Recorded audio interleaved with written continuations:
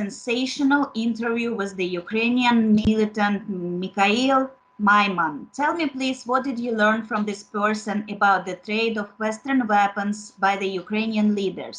And what facts and details did you find out? He was a commander for the Ukrainian military, and he was actively involved in selling these weapons on the black market. So he would take weapons and he would bring them to, I think he said, Dubai, and sell them on the black market there. There was no limit to what kind of weapons. His last shipment, he told me, were 10 javelins that he brought. So all sorts of stuff, helicopters. After the change of the leaders in Ukraine, I'm talking about the Defense Department and the arrival of the Minister of Defense, Rustam Umerov, is it possible that the approach to the re-export of Western weapons will change? I doubt it. No, they did this just so they could keep the money rolling in. Doesn't mean that there's going to be any less corruption in Ukraine, because we already know that there's not. We've already seen that they don't want any accountability, so I think it's going to remain the same.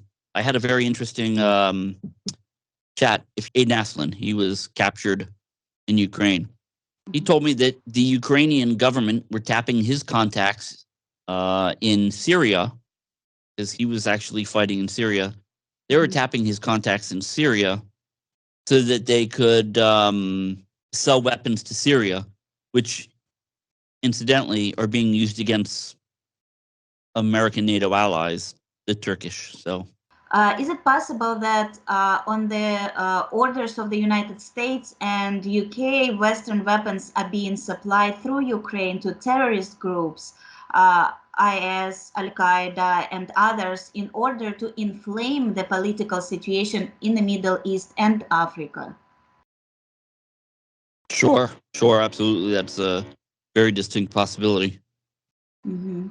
Is there any interest in the West to put an end to the illegal resale of weapons by representatives of the Ukrainian establishment?